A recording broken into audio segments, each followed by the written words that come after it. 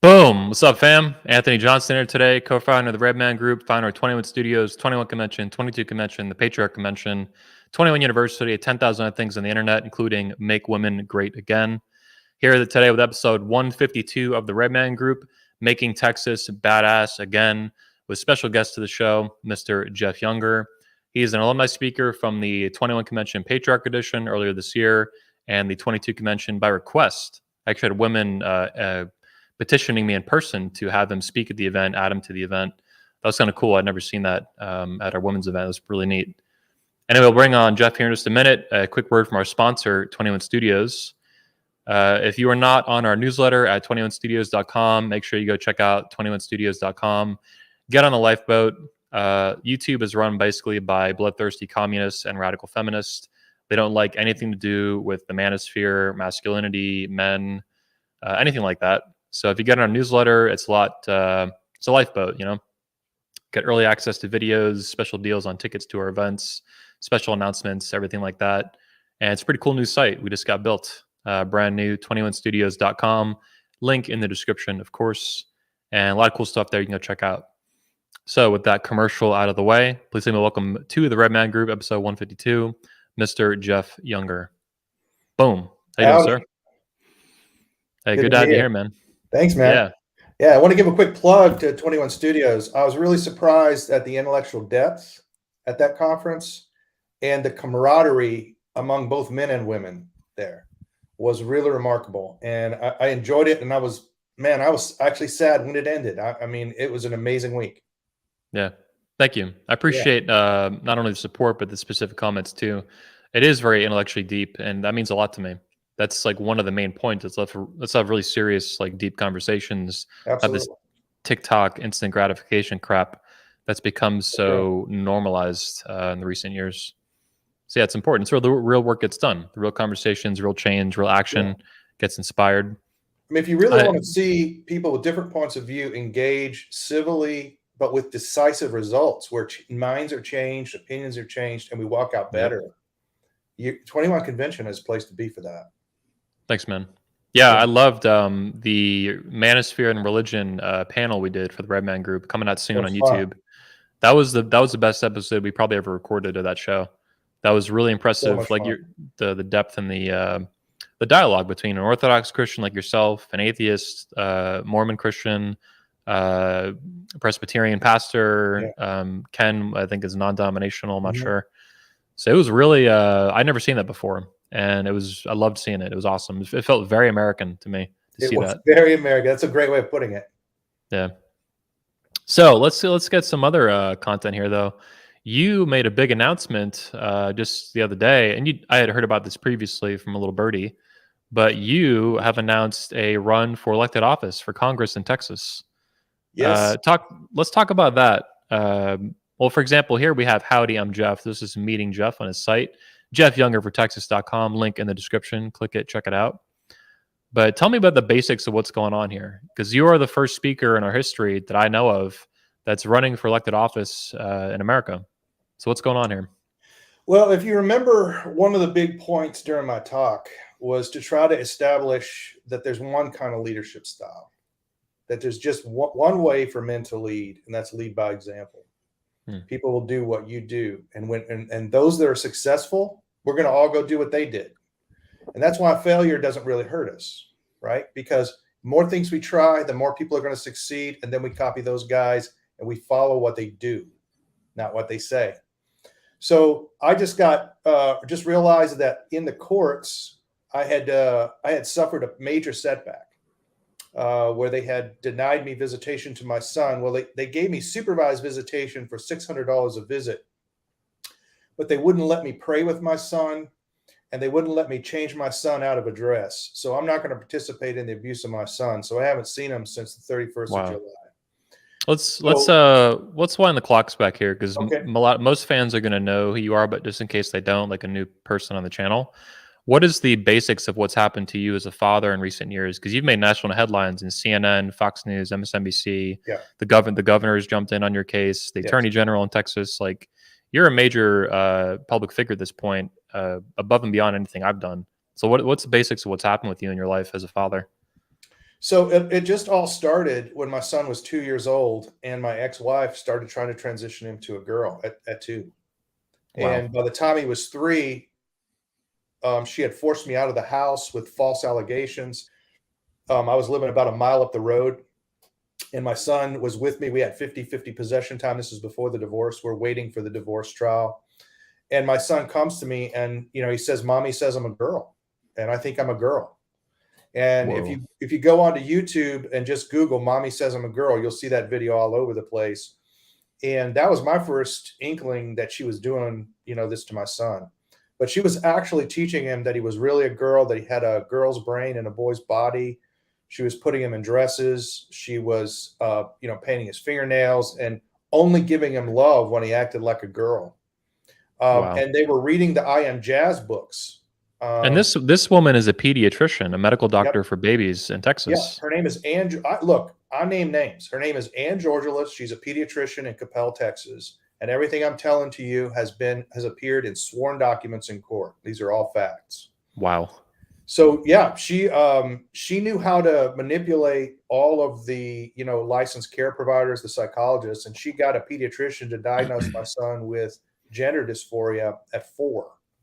So I had fought it all that time in the schools and everything, to the point where I'd take my son to school in boys' clothes, and the teacher would give him a dress to wear. The schools were Wow. complicit in transitioning my son. The school counselor was complicit in it. The principal fought me every step of the way and denied me information, and the school district refused to admit that even they had violated my parental rights by transitioning my son without my consent. So she took my son, Ann Georgilis took my son to a pediatrician named Dr. Jennifer Pape in Flower Mound, Texas, where I live. And Jennifer Pape diagnosed him with gender dysphoria, even though he doesn't meet the criteria for gender dysphoria. So, the pediatricians want to see that the condition is insistent, consistent, and persistent. Well, This is also psychological mumbo jumbo because there's no complete. blood test, there's no like Nope. PCR, Nope. positive test. This isn't a virus or something. No, there's nothing. Yeah. Basically, what the test is if you engage in stereotypical female behaviors, then they're going to say you're actually a girl and try to transition you. But my son didn't. That's the thing. My son only presents as a girl with his mom. With everybody else at church, with me, at his boxing school, everywhere, my son presents as a boy. So he's not insistent, consistent, or persistent by any measure. She still did it because anytime you have a leftist medical professional, when you bring a child in that says that they might be another gender, they're going to push them that way. And that's what she did. And that sparked off a massive court battle. And in 2019, we had a big trial. We brought in the top transgender experts on both sides of the issue. And I was awarded 50-50 custody and no child support. But then through a series of corrupt actions in the Dallas County Judiciary, they removed my judge and sent me to the most left-wing judge in Dallas County, who not only won't give me 50-50, but won't even let me see my son. Wow. She's allowing Ann Georgilis to transition my son to a girl without my consent or knowledge. I don't even know what medical procedures have been done on my son at this point. Wow. They're keeping you in the dark, keeping you. That's sick, man. Yes. Yes, it is. Yeah. It's important to note too that you spent, an enormous amount of money, like over $1 million, with all Correct. these experts and judges and attorneys and courts and blah. And Correct. you have to, someone was asking in the chat, how the hell can they charge you to see your son? That's not even the worst of what they can do to you as a father. I mean No. but that's a Look, surprise to most people. Look, I've had to pay attorneys for the judge.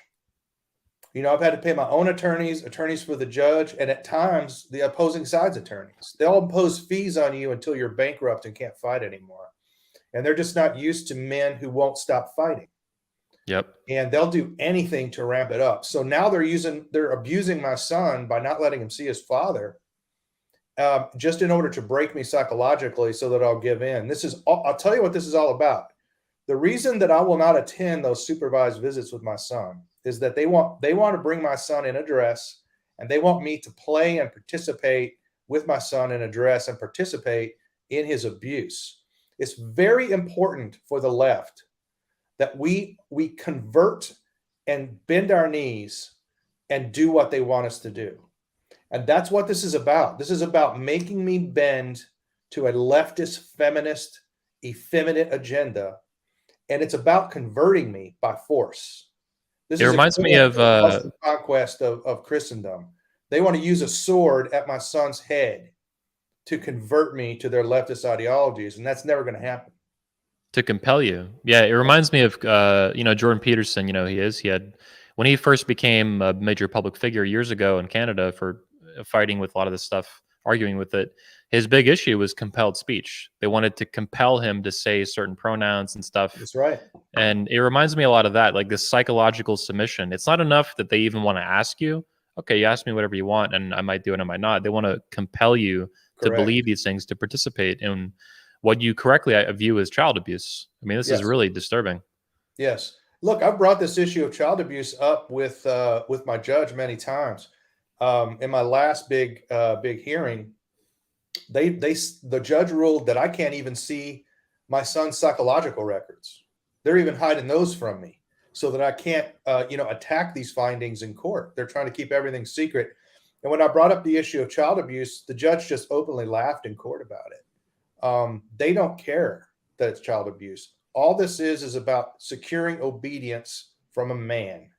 I'm supposed to bend my knee to this female judge and do whatever she wants. And that's not going to happen. The ideology too.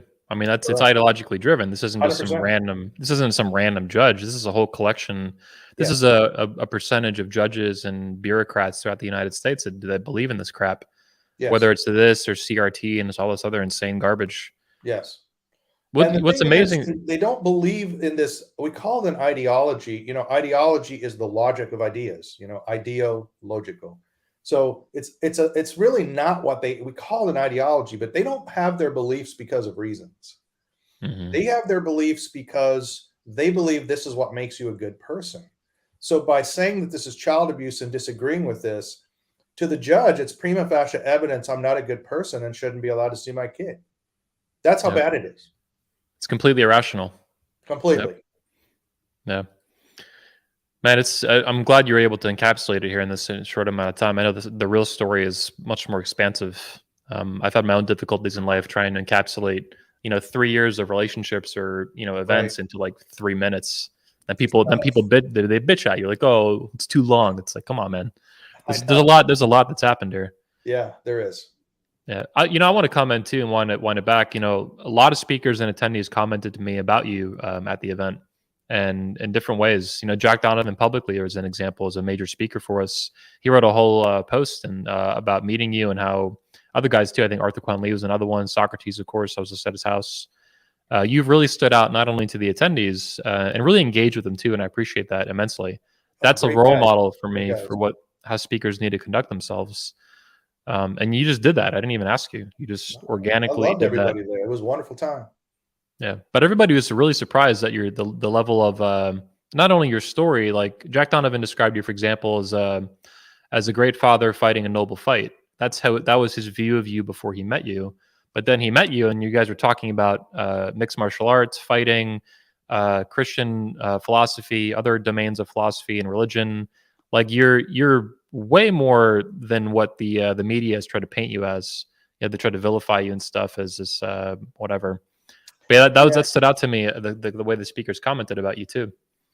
Yeah, the media, tries to make you into kind of a one issue person, and they love to take people from Texas and make us into hicks and things like that. Which, to be honest with you, I grew up on a farm and a ranch. I probably qualify as a hick.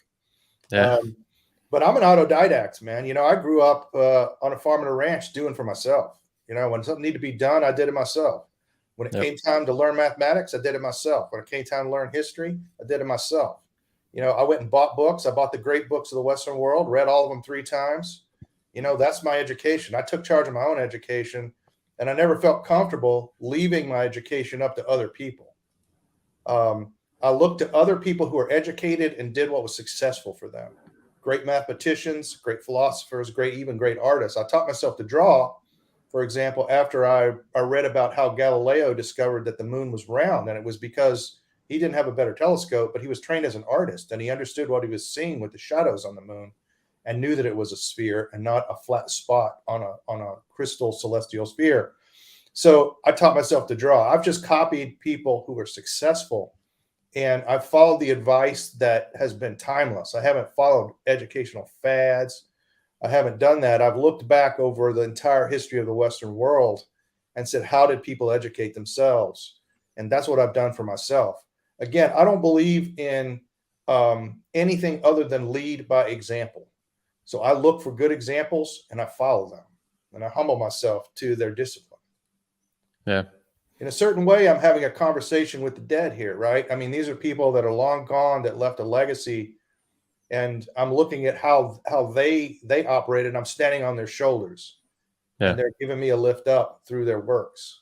But it's painful to self-educate. It's hard to self-educate. But I believe it is a superior approach to things. I mean, even Google, Google doesn't require degrees anymore. They pay non-degreed people more, because if you could teach yourself, you obviously didn't need a teacher. And those people statistically do better at Google. That is the kind of thinking man of action that my father always wanted me to be. And it took me 40 years to get there, but I finally made it. Yeah. I remember one of your comments in the 21 report, for example, Will Spencer, you wanted basically to see even more action at 21 convention, speeches that focused on action rather than describing and outlining problems. And I found that I love that comment, because I view the convention as very action oriented, and you want to see that even elevated higher. I'm like, wow, that's I appreciate the feedback on that, and then the criticism in some minor sense. Yeah, I would love to. Look, it takes some convincing to break through this propaganda, to break through the simulated reality that we're fed, and to see the world as it is. It takes some time for people to do that, and we need to help people do that. But we have a lot of people now who have been red pilled, and they see through that simulation. They see the world more as it really is. And I think these people need to start going out into the world and changing it. Yes. And it won't happen by describing problems. It will happen by thinking of problems as things that need to be overcome. And how are we going to overcome them? And that's going to include rhetoric. We're going to need people who can think clearly, people who can communicate clearly, people who are in different situations and can do things that others can't. If you're in a job that pays $500,000 a year as a CEO, you're going to be constrained in ways that somebody like me, who's a small business owner, just isn't going to be constrained by that. Same. So we need to start using all of our strengths. Our people with money need to step forward. Our people who are lawyers need to step forward. Our people who are doctors and have professional certifications need to step forward. And we need to start weaponizing our views and changing things. The fundamental aspect of masculinity is that it's something to be feared and respected. We can't be asked to be respected if we're not feared. Yeah. Listening to your 21 report as well as now a little bit, but especially your interview with Will Spencer, I almost titled it like the Malcolm X of the manosphere, just because like how savage you were. Well, the way you dealt with the bank, there was like a bank issue, and you went to the president, and I was like, this mofo was like, Malcolm X up in here, man. Yes. Like, well, this may surprise you, but I left home at a young age, and I went to high school. My last 2 years of high school in Houston, Texas, in a school that's long been shut down because of the criminality at the school. So they had to shut it down and break it into 2 schools. Wow. But when I was there, it was predominantly black high school. And one of the first books I read when I got there was the autobiography of Malcolm X. And, Malcolm X was also an autodidact. He didn't know how to read when he went into prison, and he learned how to read. He learned how to write. And I'll dare you to listen to Malcolm X and some of the interviews that he gave. And I think you'll find that you'll be hard pressed during his time to find anybody more intelligent or articulate than Malcolm X. Wow. And Malcolm X is a great example of somebody who led by example. And there was only one way to stop Malcolm X, and that's the way they did it. They had to kill Malcolm X because he was going to achieve his goals one way or another. Damn. Yeah, Malcolm X is a good man to look at. Yeah. Yeah, I feel the same. I copied that. Yeah. That's how I became educated, by copying Malcolm X's self-education program. One of the things I love about our speakers at 21 Convention and the other events, 22 and Patriarch and all that, Michael Foster, for example, one of the pastors that spoke at the event, he said that I have a great respect for men who are all in with their convictions and their beliefs. You know, you figure out what you believe, you figure out why you believe it, how you believe it, what you believe, and then you go. You don't hold back, you don't pussyfoot it, you don't playing Yeah, around. And I think that's one of the reasons you fit so well at the events, and not only at the events, but within the speaker group of the other speakers that we were basically colleagues at the event and fellow speakers, is you're at that same level. You're 100%. That doesn't mean you know yeah, everything in the world. You have a level of humility to understand that there's an infinite amount of knowledge for you to obtain right before you die, yeah.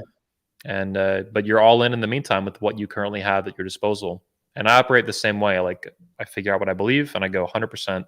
Yeah. And I really admire that about you and respect it. And I think Thanks, more brother. men And I thought should have this. everybody was like that. You know, I had a conversation afterwards. We went over to Socrates' house. We sat around a campfire. Yep. I'm sitting there talking to Jack Donovan, and you know, he taught me a lot of stuff I didn't understand about the pickup side of this stuff and why that has a place and how it got here. Because I didn't really go through that, you know, with him, and I never had that issue with fitting into a society that had abandoned me. I was kind of before that really happened. You know what I Yeah. mean? So, you know, that was a really massively important thing for me to learn. And that's Mhm. just an example of the kind of just eye-opening things I got from the other speakers. Yeah. It's probably the most important intellectual interactions that I've had in the last 30 years, and I'm only 56. Damn. Yeah, I can directly relate to that as a young man in America, 33, a millennial. You Yeah. know, the level of emasculation that millennials and Zoomers have gotten is insane. It's incredible. What your son's going through is I think the final conclusion of that. Hmm. But I mean, I'm older than your son, obviously, by a considerable amount. But Right. Zoomers aren't 18, 19-year-old Zoomers. They're Right. what, your son's 9. I mean, it's I even saw it when I was in high school. This is the way the sports teams operated and stuff like that. Because Yeah. I had an older sister, and I got to meet a lot of the football players when I was growing up, and like even just in like athletics and high school football and stuff, you would see the changing standards over time. It got less and less intense. They banned 2-a-day practice, for example, for about 5, 6 years. They brought it back when I was a senior, thankfully. Wow. But these are the things that even as I didn't have the intellectual capacity to describe what I was seeing, but I knew what I was seeing was wrong, and it Yeah. was concerning, and I didn't understand why, but I knew I didn't like it. I was like, I want to be tough. I want to play football. I don't want to see the team get softer. That doesn't make sense to me, even as a kid. 14, 15 Yep. years old, and I Yeah, can I've only seen it with imagine. my own sons. You know, I remember I went to have lunch with my sons, and then hung out with them at recess at their school. This is when they're in third grade, Mhm. and my son at one point, Jude. My sons are James and Jude. I named them after the brothers of Jesus. So Jude, starts telling me that he's learned how to climb up walls the way I had showed him, and I showed him how to vault over walls. So he just in the cafeteria runs over to a window and vaults up onto the window ledge. The Damn. teachers went absolutely crazy, like insane. Wow. Like, and I'm like, I don't know what your problem is. The kid's just standing on a brick ledge. Like, what's the big deal? But Yeah. come on, I got him down and everything was fine. Then we went out to recess, and Jude wants to show me that he's been practicing how to tackle and his jujitsu takedown. So he starts taking, and he can do it. He starts taking these kids down, and then he gets punished for that. He almost got expelled for that. Like, you can't Wow. touch people when they play tag. They don't even let them touch each other. So How it's how like, do you how do you tag them? I have no idea. I guess you get close enough and say you got them. I guess That's you believe it. I have no stupid. idea. It's That bizarre. Yeah, that's It's bizarre and bizarre. stupid as shit. And I remember we used to go out to the park, and we have this thing, in my house. It's called rugby rules. Anything below the collarbone is a fair blow. Like, Mm. somebody kicks you, punches you, that's fair. Just hit them back. So my boys will go out all the time, and they have body punch fights, and they kick each other's legs, and they're trying to trip each other and throw each other down and wrestle. It's kind of MMA with no face punches, right? Mm. And so my sons love doing this. I've had parents call the police on me at the parks. Wow. I mean, they've never seen kids roughhouse, apparently. And that's when there's parents there like, my kids, we go to the park, there's nobody there. There's no kids at the parks. I Wow. mean, we're alone there most of the time. Kids don't even It's get nuts. outside. Dude, I went to Poland we had our convention in Poland Yeah, in 2019. Socrates came out, about 15 speakers. And when I was there earlier, I was preparing for the event a few months beforehand. I got to see a lot of the culture in the capital, Warsaw, Poland. There's a lot of parks, a lot of outdoor yeah. parks. It was a little bit cold, but not crazy. All right. And there's kids, families everywhere, kids everywhere. Not only so it's the opposite of what you're seeing, in America and all that, but also there was like these kids at some points that would start fighting each other, like bare knuckle. Sure. Just Yeah. they were not old. They were maybe like 10, 11, so Right. almost a teenager, but not quite. Yeah. But these are like real fights these little kids were getting into, and the parents were not doing nothing to stop it. No, They you would, can't. I think, they were keeping an eye on it. I guess they were like around Yeah. it. Nobody was freaking out. Nobody was calling the cops. And the reality is, I went out to bars and stuff there too, in these nightclubs. There's fights every night in Yeah. Poland That's because it's normal. just part of the culture. And Yeah. nobody pulls knives, nobody pulls guns. They just Yeah. fight, and then it ends, and then that is what it is. Yeah. But it's a very masculine, very physical culture, and Eastern it's Europe is one of the few places where you still have traditional Western masculinity. I know Serbia is the same way, yeah, and I know Czech Republic is still like that. yeah. And I had a friend of mine. We opened an office in Serbia, and I had a friend of mine got invited out to a barbecue with a bunch of business people. They just stripped off their shirts and just started wrestling in the front yard.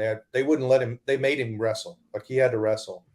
Wow. And so there's like a 60 some odd year old like national champion that was beating everybody and just tossed my guy around for about 30 minutes. He came back with these big bruises and he loved it. It's just what men do. That's what men do. And Yeah. it's just think about it. Like people think that what I'm doing to my sons by letting them roughhouse is illegal. I mean, it's crazy. It's sick. Absolutely crazy. There's a real sickness in the culture that is. We're focusing here on specific issues for what's happened in your life and your son, but the sickness, this woke sickness or whatever you want to call it, wokeism or radical feminism and all stuff, it is so expansive, like a cancer that just keeps growing and growing and growing. And I know it's been going on for a long time, at least since the 1960s, for example, but it feels like really the past 10, 12 years, it's really gotten like hyper radicalized, hyper in overdrive, basically. Yes. I guess since the Obama years, I guess once he got in for a couple of years, maybe that's part of what kicked it off, or was orchestrated. Who knows? It's hard to know these things. I think it is. I think that there's the whole concept of toxic masculinity is just the kind of rationalization for the destruction of the male. Yep. If you look at, in politics, you look at how politics has changed from, say, the time of Eisenhower to now. It's become extremely effeminate. I mean, you can't even use you can't even say, I'm going to target my opponent with the following, questions. Target your opponent. Now everybody's going to say you're being violent. It's just gotten to absolutely ridiculous extent on the use of language. Well, hang on. The Speaker of the House has banned the use of gendered pronouns, right? That's right. Mom, dad, like stuff like that. That happened like a few months ago. That's just right. It's That's insane. Right. And inherently, when you make things neutral like that, it becomes effeminate, not masculine, just right. Inherently. Because the whole you could probably describe masculinity as a kind of desire to be at the top of a hierarchy. So you're always trying to be different, do something different, to be the best. And if you're going to make everything neutral, that's never possible. So it's just inherently effeminate. Yeah. Let me give you an example of this in a recent speech that I gave. So I went to Fort Worth to speak at a group, and it was very large. There was probably 300 people there. And this woman came up to me. Never seen her before. Don't really even know her name still. She had a name tag on, but it was in cursive. I couldn't really read it very well. And she said, I just want to let you know that sometimes stepfathers are better fathers than the fathers themselves. So I just said, ma'am, you're just an anti-father bigot, and you don't belong in the Republican Party. You don't believe in the traditional family, and why don't you leave? And the Republican men around me really didn't know what to do. I mean, you could literally see their balls pulling back up into their abdomen and their dicks shrinking to like toddler size. They're like alpha male alert. Know what to do? I mean, I said, ma'am, you're not gonna come over here and badmouth fathers. They're the bedrock of this entire society. And if you're going to be an anti-father bigot, just get out. You don't belong here. This is for conservatives, not you. Yeah. Right. This is for conservative, not you. You just I love it. You just see, like, in probably her entire life, nobody ever told her no. That's right. Yep. And I mean, we have a real problem with that. And part of that comes from, like, if you look at the Republican Party, all the precinct chairs are female. Most of the county chairs are female. It's because they have time. They can volunteer their time for these unpaid positions. So they wind up being very powerful within the party apparatus. And it becomes inherently effeminate. I had another situation. I was over in Frisco, Texas, talking to a group. And we have a governor candidate. He's a real nice guy. I like him. He's been a big supporter of my son. He's a genuinely good man. His name is Alan West. Oh, yeah. I know Alan. Yeah. He's running for the Texas governor. I really like him. And this woman came up, and we had an incident where the Dallas police harassed his wife and falsely arrested her for DWI when she blew a 0 at the scene. She blew a 0, and they still arrested her for DWI and kept her in jail. This was just to harass him. This is just the Democratic establishment harassing Alan West's wife. And this is a grandmother, right? So as you might imagine, Alan West, being a combat veteran, alpha male, was pretty pissed off about this, and he started demanding apologies from the police department. So this woman comes over to me at the speaking event after this happened and says, I really like Alan West, but, I don't think he was very statesmanlike in the way he was approaching that. And I just started laughing. I had a friend next to me, and he was trying to calm her down. And finally she said, well, you look like you have something to say to me. And I said, oh, ma'am, listen, I said, you're talking about Alan West, who's a combat man. This guy led a brigade combat team in Iraq, right, for multiple tours. This is a man who's been in bayonet combat with the enemy. I mean, he's killed people face to face with blades. And you're telling me that you want him to talk like he's an effete Yale graduate with estrogen count higher than yours? Yep. I mean, this man is a combat veteran. He speaks like one. I personally like it, and I think your desire for change in Texas, to simultaneously have change and an effeminate executive, aren't going to get what you want. If you want change, you probably need a man like that. So maybe you should not tell men how to talk, just like we don't tell you women how to talk.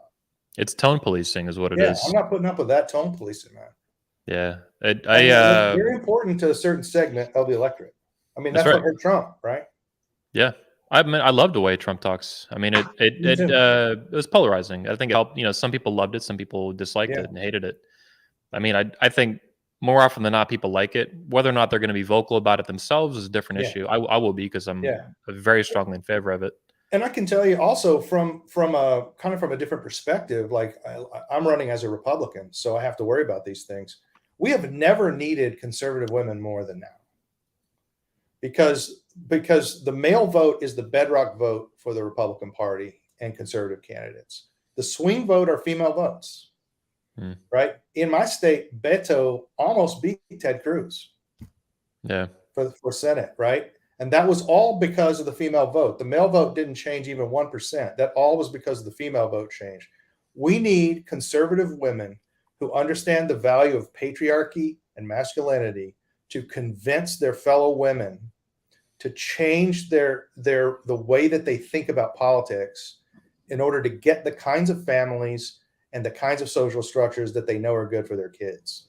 And I'm sorry, but so many Republican women are not willing to accept responsibility for that. They want the effects of their labor without responsibility for achieving the goal.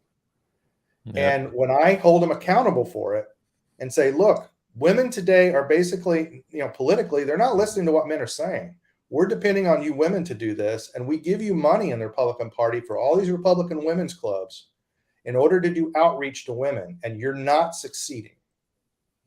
Yep. And they don't like to hear that they're accountable for that, but we're going to have to start doing that as men. We're going to have to hold women accountable. So you would say we need to do a lot more mansplaining, basically. A lot more mansplaining. And in fact, mansplaining needs to be the norm. Yep. It needs to be the norm. I love it, man. We're in a lot of same pages here. Yes. Let's get into some of the issues. I don't want, we're running out of time. We've got about 25, 30 minutes left. I really want to get into the issues you have listed on your site as a candidate now for public office. Yeah. So, actually, let's go. Before we do that, there's one more thing that I saw. This I loved. I put this in a newsletter where I, announced that you're running for Congress. On your website, you said those who have been harmed by government should serve in government. They know why the government must be strictly limited. But it's the beginning. It's the beginning part here. I love. I'll say it again for anyone listening on audio, like on Apple and stuff. Those who have been harmed by government should serve in government. Brilliant. This is like the best part of your campaign, dude. This needs to be, in my opinion, everywhere, because this makes a shit ton of sense and it's really easy to understand, and it makes me curious, if I can opine here, about what happened to you, which I know, but it's amazing, man. I really love that part. Thanks, man. Look, man, this is the, I've often said women talk a lot, but they don't communicate much. Men don't talk much, but communicate a lot. Mm-hmm. This is just directly saying that credentials don't matter. It doesn't, your credentials are irrelevant to how well you'll do in government. We've seen that time and time again, right? Mm-hmm. People that do good in government are people that have suffered from the government, and they know in their own lives why it has to be limited. And those people typically come in, they get the change that they want, and they leave. And somebody else who's been harmed by government needs to come in behind them and fix other problems. And that's the crucial point I'm trying to make there. Do you agree? Credentials. On this note, do you agree with the old saying by President George Washington that government is like fire? I think that's the correct quote, because it can be very useful. Obviously, it can also be very dangerous and can kill you. 100%. Yeah, because that's what this feels like. This feels like a modern rendition of that. Like, this is who should run for the government. I agree. I've never even seen this before. This is a really brilliant way to put it, man. But yeah, you've been burned by the fire. Yeah. And you know firsthand how dangerous this government is. I know what it can do to you, and I'm going to go in there and try to stop it from doing it to you. Because if I stop it for me, I'll stop it for you too. Yeah. Yep. So let's get into the issues. Sure. This is your issues page. JeffYoungerForTexas.com/issues. Everybody Google it, JeffYoungerForTexas.com. So right at the top, let's go through the way it listed. Actually, let's start here at this one, because I thought this one was the most interesting. One of the most interesting. Well, let's see. Where is it? Here it is. So in my view, in my understanding, so correct me if I'm wrong, your number one issue legislatively is banning transgender child abuse. Is that accurate? Yes, that's accurate. It's the number 3 priority for the Texas Republican Party, but it will be my number 1 priority. Yeah, that makes sense given what you've been through completely. Yep. And there's some things that I talk about that you won't hear other people talk about on this issue. First of all, parents have to have a right to all psychological records for their children. The way that children have been transitioned without their parents' knowledge, it turns out in all the 50 states, parents don't have a right to see a child's medical or psychological records. The doctor or psychologist can assert a right of privacy for the child against the parent's right to see it. Wow. Which means they can be telling your child anything and doing anything to your child, and you don't know what they're doing. So that needs to change, and that will end secret transitioning of children in schools, because what they're doing is they're using school counselors, and the school counselor exerts the privilege and they don't inform the parents. That's how they're getting away with it. So that needs to stop. The other thing is I've been threatened, with this in my case. Let's say that she successfully gets my son onto chemical castration drugs. These are the most expensive drugs sold in the United States. These drugs, I have to pay for those. It's right now under Texas law, paying for those drugs is considered a form of medical child support. And the state will put me in jail if I don't pay for that. And I'm not going to pay for that. So I've been planning to go to jail for a long time. So we need to change that in our statutes and make an exception for child support on these procedures. It'll be the first exception to child support in Texas history, but it has to be done. It'll also set a pattern for other things that child support should not be allowed for. Yeah. And finally, we just need to flat out outlaw all these procedures and remove all liability insurance protection from doctors who do them. Yep. I wish I lived in Texas just so I could vote for you. Maybe I'll move there for a year or two just so I can vote for you. Yeah. Hey, I got a spare bedroom. You can put that as your address. Nice. Yeah, I love to. You not only so you have the issue listed here very clearly. You have an explanation of what's going on here, and then you Yeah. have I wish more politicians did this. You have a very clear itemized list here, like you just I went lay out a through. legislative program for most of these issues, and I Yep. intentionally did that against all the consultants who've told me not to do that. I want my Yeah. constituents to know exactly what I plan to do when I get in, and I want my constituents to come tell me where I'm wrong or where I could make it better. But I How have a dare you? How specific dare plan. you? You're supposed to be a snake and go back on all your promises. What are you doing? Yes, Come on, yes, man. and there's a lot of ways to do that. I've learned all about how that works in the Texas legislature, all the tricks they pull, Yeah. and they're not going to be able to pull those tricks on my bills. I can assure you. You can ask Stephanie Click, Representative Stephanie Click here in Texas, who is probably going to be voted out of office because I exposed her. You can ask Dustin Burrows, who's facing a real tough primary because he killed my bill through some pretty slimy things he did in the calendar committee. Yeah. So I know all those tricks, and I'm going to be kicking their ass if they try it again. Good. Yeah, I imagine every state has all these little They strategic do. little tips and tactics and Yes. maneuvers they can do to nuke Yes. things.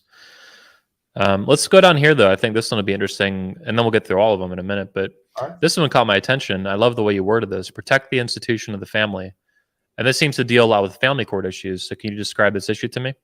Yeah. So we don't normally think of family issues as legal issues that can be affected by statutes, but it turns out that there are powerful laws that incentivize the breakup of families and almost outlaw or prevent judges from allowing children to have equal access to both parents in divorce. And this is a legislative program to remedy that. So, first of all, a lot of people don't know this, but in most states, interlocutory judgments, which are the judgments that happen between when a lawsuit is filed to the time there's a final judgment, in Texas for a divorce, that could be 2.5, 3 years. So the judge issues what's called temporary orders. And there's a whole set of things that happen. Somebody will say, well, this person shouldn't be allowed to see the children, like in my case, and they take away my possession time. I can only have supervised possession. I'm not allowed to appeal that to a higher court. There's no supervision on the lower courts on these judgments that happen in the middle of a trial, where you're talking about 3 years in the life of a child is a long time in their development. Oh yeah, but can you repeat that part because that part sounded really important? You said there's no supervision on lower family courts No, family by higher courts are not courts. supervised by the higher courts because you cannot appeal the judgments that happen between the institution of the divorce and the final judgment, which could be up to 3 years. And They're that's not not appealable. and that's not normal compared to civil court and criminal court, you're Normal saying? civil courts, they're all appealable. Yeah. Wow. Right. So the family courts operate with a level of impunity that other judges don't. And the judges in family court know it and make great use of it. Wow. So we want to make all of those interlocutory judgments appealable. And that will bring higher court scrutiny on family court decisions. And we've had some really terrible ones here in Texas. You know about mine. Yep. We had a Republican woman judge here in my county. Had a divorce. A woman had an affair with a man, and it broke the family up. The mother took the daughter. The mother was then killed 6 months later in a car accident, and the judge gave visitation to the boyfriend who broke up the marriage. So this father has to hand over his daughter to the man who broke up the marriage and stole his wife every other weekend. That's insane. That went to the Texas Supreme Court, and they just said, that's ridiculous. You can't do that. But that was a circuit court judge here in my county who's a Republican woman. And it took 3 legal foundations and over $1 million to get that to the Texas Supreme Court to get that ruling, because typically those are not appealable. So they had to go up on what's called a writ of mandamus with a super high standard of proof. But the Supreme Court was so incensed by that ruling that they accepted it. 99% of those are simply not even looked at. Wow. So that's how bad this problem can be with unsupervised judges. The other thing is temporary orders aren't temporary in family court.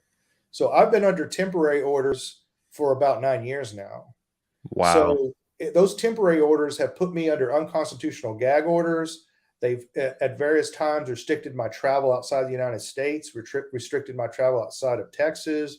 at various times have restricted my ownership of firearms. Like every single constitutional right you can imagine has been curtailed by these temporary orders. And I want to make it clear: are you still under a gag order I'm officially? still under gag order right now.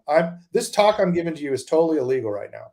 Wow. I'm not allowed to talk about anything about transgender issues. I'm not allowed to even tell you my son's a boy. That's all illegal. And I've said it time and time again. That's an unconstitutional gag order.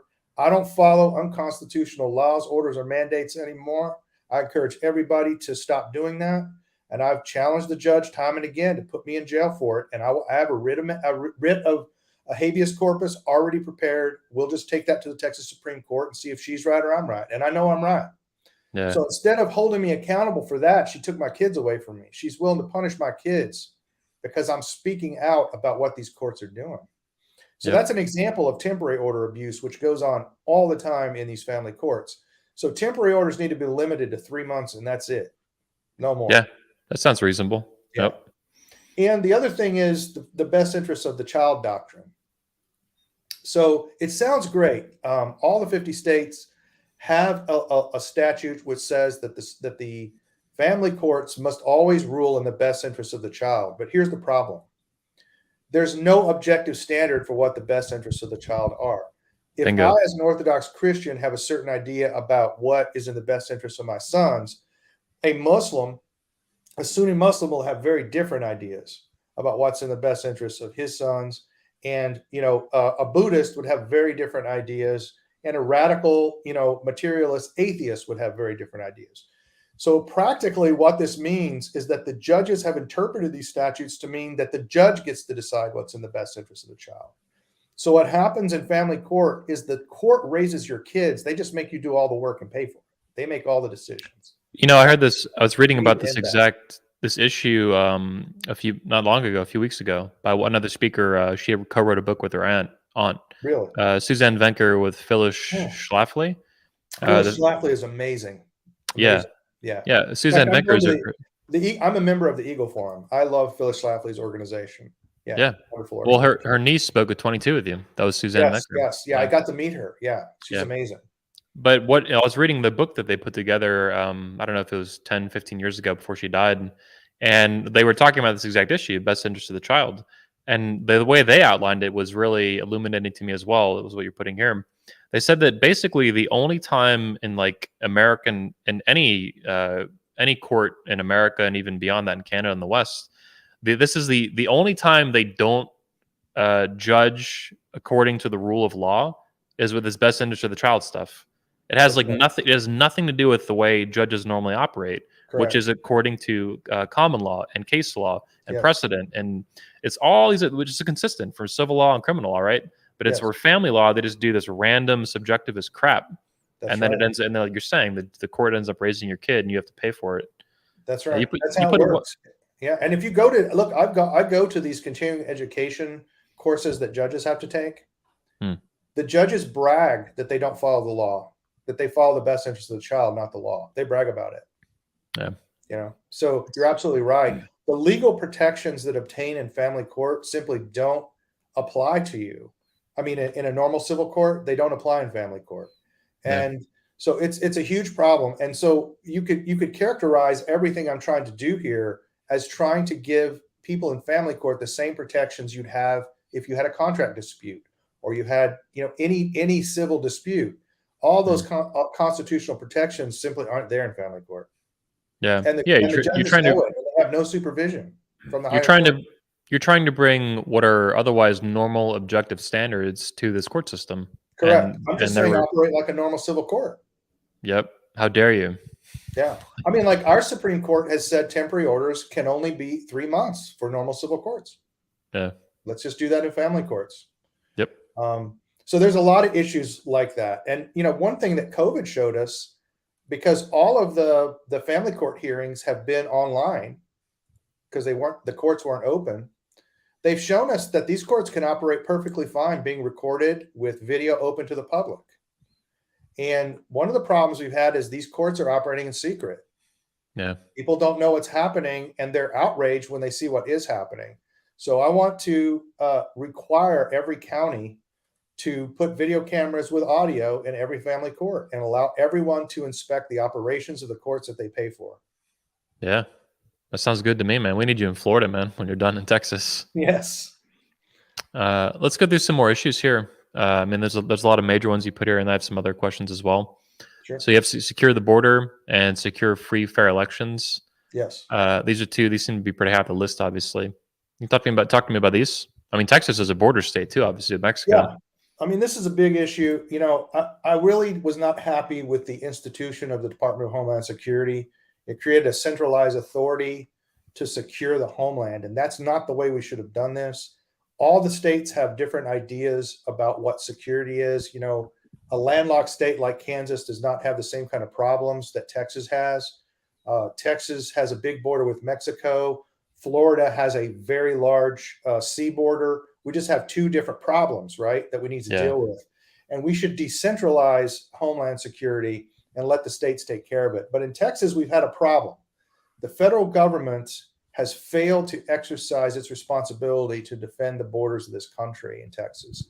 We have 1 million illegal migrants flooding into Texas. We've had, a lot of people don't know this, but we've had major military level incursions from narco traffickers from Mexico. I mean, major ones like machine gun fire coming across the border. We've had raids. We've had machine gun raids across the border. We've had all kinds of problems. This is a major issue here in Texas, and it affects everybody in this state. So under Article 1, Section 3 of the Constitution, if a state is under an actual invasion, the state can assume authority to repel the invasion. And I'm going to give the governor authority to do that in statute. And I want to make it very clear to the governor that if he fails to secure the border under that statute, it's an impeachable offense. Because there's some people in Texas, even conservatives, saying, I don't know if that's an impeachable offense. Okay, well then let's write a law with the sense of the legislature. Sense of the legislature is very important in our legal system in Texas. We will write a sense of the legislature with the law saying it is absolutely impeachable to fail to protect the borders of this state. And a lot of people don't know that Texas was an independent country before it came into the Union. Yep. So it came into the Union by treaty. So Texas has a special treaty relationship with Mexico, an independent treaty relationship that precedes our relationship with the U.S. government, and it still exists and is legally binding. So we can actually establish embassies in foreign countries, for example. And we have an embassy in Mexico, and we have formal diplomatic relations with Mexico. And we have the ability to cooperate with the Mexican military in ways the federal government actually cannot do. And so we need to make use of that. We also have a lot of economic leverage over in Mexico. We constructed the entire northern power grid in Mexico. Texas operates that. We have a lot of economic leverage we can bring to bear. The bottom line is we cannot allow an invasion of 1 million people into our country, and we don't know who they are. We don't know what they're doing, and it can't happen. And I think Milton Friedman, said this best. It said you can have open borders or you can have a welfare state, but you can't have both. All these people that come here use our hospitals for free. They use our schools for free, and it's a huge burden on this state. I think the Texas Attorney General's office said it's $59 billion a year to this state on the low. Yeah. Wow. Yeah. That's not reimbursed federal. That's not reimbursed by the federal government. That's all on Texas. Yep. Let's talk about secure, free, and fair elections. Well, a lot of people, are unhappy about, how we do elections in the United States. I mean, I think it's an absolute disgrace that you can have more secure elections in Afghanistan and Iraq than you can have here, and that Americans ran more secure elections in Iraq than they ran in the United States. I mean, you had to show ID in Iraq. They actually put a physical mark on your body that lasted for 48 hours so you couldn't return and vote again. All sorts of things like that. And we don't do that here. We have a huge problem in Texas in lots of counties. And there's a dirty secret in the Republican Party. We've had Republicans fix primary elections in this state. Wow. All right. So the basic idea is to make it easier for eligible voters to vote, particularly handicapped and elderly, and require identification, outlaw any form of ballot harvesting or drive-through voting, and allow unfettered observation of what is happening at the polls. And right now, that's not happening. So they're blocking poll watchers from seeing how things are counted and so forth. The other thing is, like in my own county, we just took 60,000 ineligible voters off of the rolls. 60,000 off the rolls. That's enough to swing any election in this county. Yep. So these are just common sense things, and people, some people find these somewhat controversial, but these are the OECD, international requirements for elections. These are worldwide standards, and they're lower standards than we used in Iraq and Afghanistan. Yeah. They all make common sense to me, but I guess that common sense is Yeah. running pretty thin these days. Yeah. Yep. I do want to get to one that was more personally interesting to me, and that's protect the right to keep and bear arms. So where do you stand on gun rights, and what do we have here in this part of the platform? So I'm first of all, I'm a Second Amendment guy. I don't believe that the Second Amendment is just for self-defense. I believe the Second Amendment was put there to ensure that there's always a check and balance on the government from the people themselves. An armed population cannot be oppressed by government by definition. So that's the main reason for the Second Amendment. But I also don't believe that simply having the right is enough. If you want that right to be effective, you need to have your citizenry trained in marksmanship and armor skills.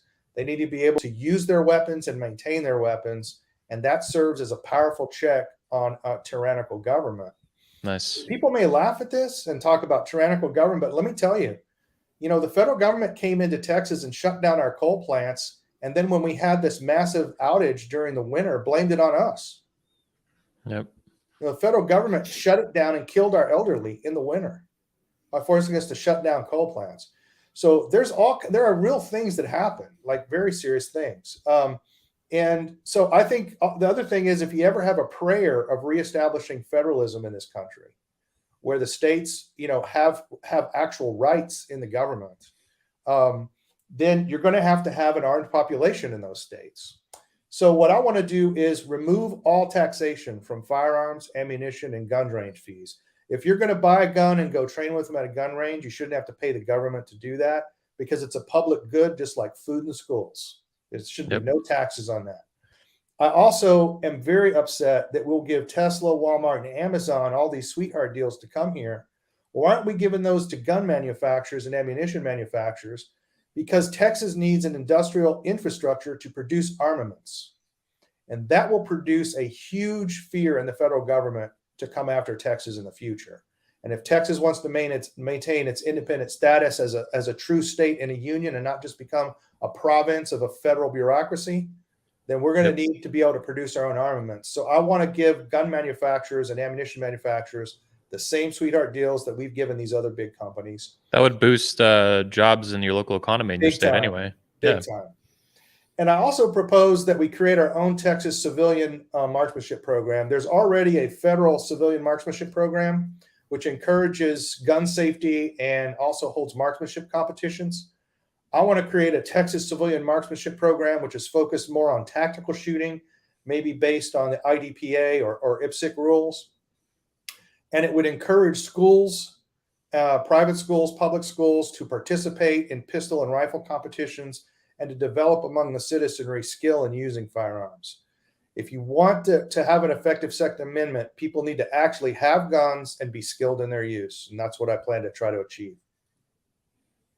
Let's move to medical freedom for all. I love the way this has been, again, written here, medical freedom. What is going on with medical freedom here?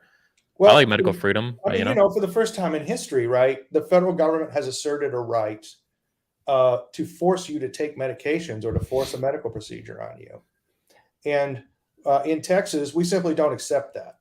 And I love your governor too. Governor DeSantis has just said the federal government doesn't have that right.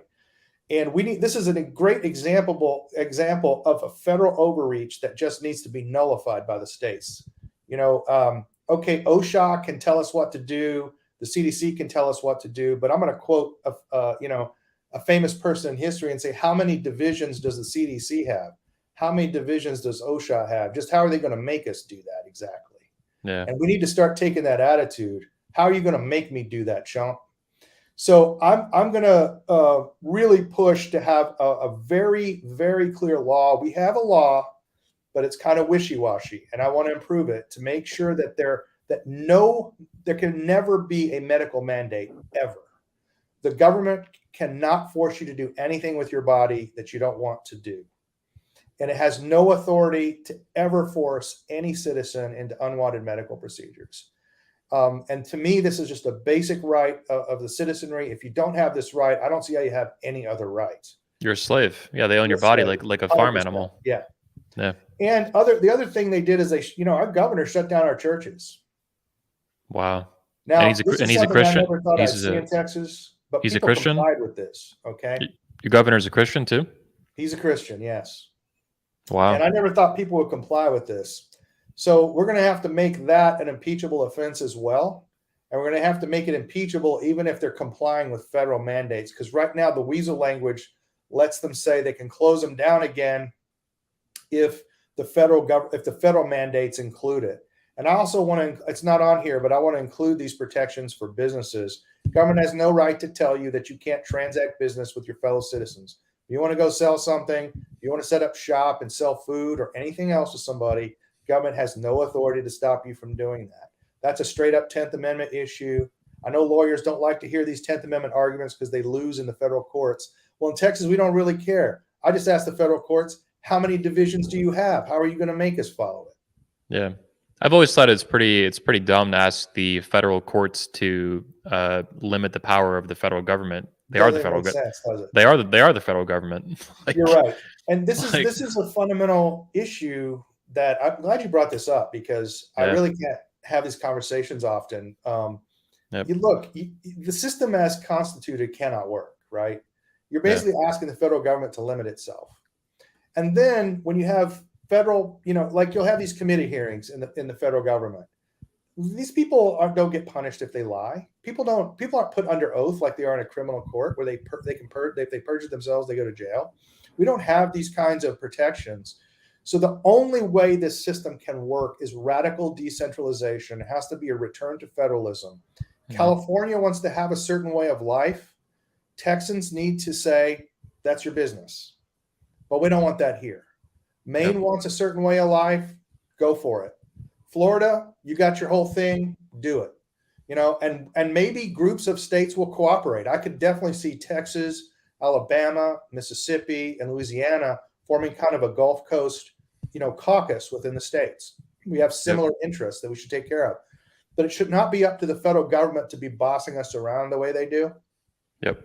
And so really the issue is radical decentralization of government back to the states. Well, not only bossing us around, but bossing us around and determining how much they can boss us around. It's it's like getting a credit card and then determining your own credit limit.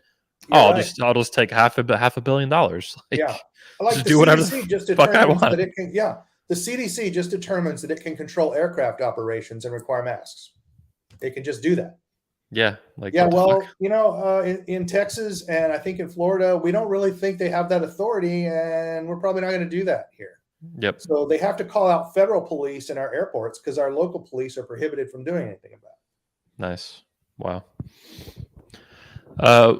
Before we get any more into the issues, because you got to get going soon, I did want to ask you about something that I heard you say on your 21 report, and it would relate to the transgender child abuse thing. Yes. The one you have on your issues list. So you said to Will Spencer, you said that basically masculinity has been pathologized. And I'm completely agreeing. I think that's correct. It's been pathologized by the American Psychological Association, by giant corporations like Gillette and Walmart and stuff like that. All these, in a million different ways over the past 10 years at minimum. It's been pathologized into toxic masculinity, this kind of disease. Mm-hmm. And then you said that the end conclusion of this, the end solution is to fix the disease. And I had not thought about that before because I obviously, monitor what feminists do a lot in movies and mainstream news and TV, all this crap, right? But I hadn't thought about it in those exact terms before, in that structure, that they're pathologizing something into a disease and then they want to fix it.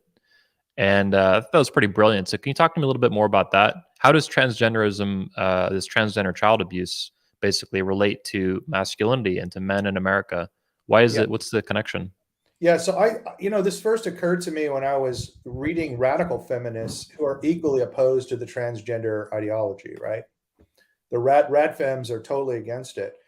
And the reason they're totally against it is they never thought that pathologizing masculinity could ever be turned against girls, could never be turned against women. An example would be like J.K. Rowling, right? She's one of Yes, the famous exactly. feminists fighting Yeah, against transgender absolutely. stuff. 100%. Yeah. And Jennifer Bilek would be another, who Mm. wrote several good books on this. So, so I was perplexing over, like, why can't these radical feminists see that it was the feminist critique of gender in the 70s and 80s that led to this? And what it was is they really believed that all of this went against the patriarchy. They really believed that. But what happened was when they successfully pathologized it and made it a medical and psychological issue, the scientific community, being a value-free inquiry into the facts, dispensed with the idea that it was about the patriarchy and applied medical criteria to it, medical and psychological criteria, rather than feminist gender criteria. And that meant then that girls could also be pathologized, and femininity could be something that has to be removed by total mastectomies on 13-year-old girls to turn them into quote unquote boys.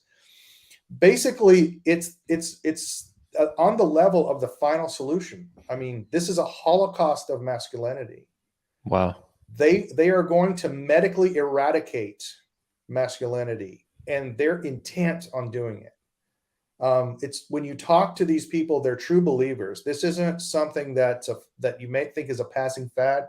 These people are true believers in this stuff, and they're fully intent on eradicating all forms of gender distinctions. And again, as I said earlier, when it's neutral, it will always be effeminate. Yeah. So it's a huge issue, and to the point where they're willing to take a 15-year-old boy like Jazz on I Am Jazz and cut his balls off and cut his penis off. They're willing to do that because they believe in this so much that him being a man is that toxic and that dangerous of a disease. They're willing to do that to a boy. And I'm telling you, if somebody's willing to do that kind of thing to a boy, I don't think there are any limits to what they'll do. There are no limits to what they'll do. I think you've put it very well. I know it might sound like hyperbole, but I don't think it is. I think it's very accurate. It's a holocaust of masculinity, and there's no limits. They have no boundaries, no borders, no limits, right? They hate any kind of boundary or border or distinction. And the eradication of masculinity totally, I think, would be a good way to put their goal, as well as the family and all that, which stems from what? Patriarchy, aka masculinity through a father. Yes. So yes. yeah, it's so sick what's happened in this country, man. It effectively eliminated the father on all communities now, except among the rich. I mean, this is the one thing about these rich liberal elites that are doing this. They don't really suffer the effects of fatherlessness. They have fathers, right? It's only the people in the upper middle classes down to the lower classes that have to deal with these family courts. It just doesn't happen. They don't have broken families at the top. So they don't really see the effects of this. But one thing they do know is that when you have broken families, they become dependent on the government. They lose economic and moral independence. And when, the famous phrase, when you grab them by the balls, the hearts and minds follow. If you control, rent and food for people, you can control how they vote, and you can control their social arrangements. And that's exactly what's happening. Yeah. It's dark times, man. It's dark times. But the thing is, it can't be defeated. In any time we're going to have a crisis, there'll be a resurgence of masculinity. Look at all the floods that happened in Louisiana. Masculinity was praised even on mainstream news stations, right? The fact is, it's just a matter of how many children will be harmed before the reset.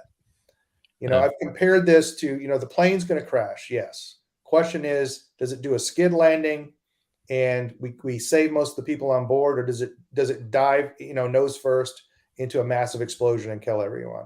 We're really trying to just crash land in a safe way for the resurgence of masculinity. In the end, we will win. It's inevitable. We can't not win. It's only a question of how many people are going to get hurt in the meantime. Michael Foster has a saying, the patriarchy is inevitable. It's inevitable. Yeah. But I There's like the no way you're putting it. way The around it. the crash is basically inevitable. The plane's going down. That's But right. it's what kind of landing are we going to have, and then maybe get people to That's right. safety, maybe get on a new plane, get back in the air. Yes. That's a, I think, a level-headed, optimistic view of the future. The plane's going to crash, but how is it going to crash, and what can we do to keep people safe and That's make right. a better future after that crash landing? And if men Yeah. cooperate and can see through this propaganda and can cooperate and make a few changes in their own lives, a few changes in their own communities, Mhm. you can make a huge difference to what's going to happen in the future and how we're going to handle this tumultuous times that are coming. And I think it's going to, my sons are going to see this in their lifetime. So Yeah. Well, Jeff, you're a man of action. You are putting your nose to the grindstone. You're putting your money where your mouth is. You are running to make real, tangible legislative change in your state where it matters to you most, and where you've been affected the most personally. that's right. You've been harmed by the government. You've been harmed by these policies. You've been harmed by the court system. You've been harmed by this whole multitude of bureaucracy, and you're now going to do something about it in a very tangible, financial, physical, legal, That's right. political way. Hell That's yeah. right. Everybody, make sure you support Jeff Younger. Check out his site, learn more about Thanks. him, send donations. Link is in the description. You can also visit, if you're listening on audio, jeffyoungerfortexas.com. And everything's there. You can learn all about him. He has a blog going too. It's pretty cool. I was reading yesterday on his blog about the structure of the Texas government. I learned some new things I did not know about how Texas operates. Lots of cool stuff. So check him out. Jeff, thank you so much for your time today. Thanks. I really appreciate it. Really Always appreciate good you. talking to you, man. Yeah, this whole year getting to know you has just been awesome. 2021, one of my Same here, favorite brother. guys by far. Yeah. Thanks. Everybody else, thanks for tuning in to Redman Group. See you probably next weekend on Saturday, episode 153. Peace out. Visit the link. Support Jeff. Thank you very much. Stay red pilled. Stay frosty.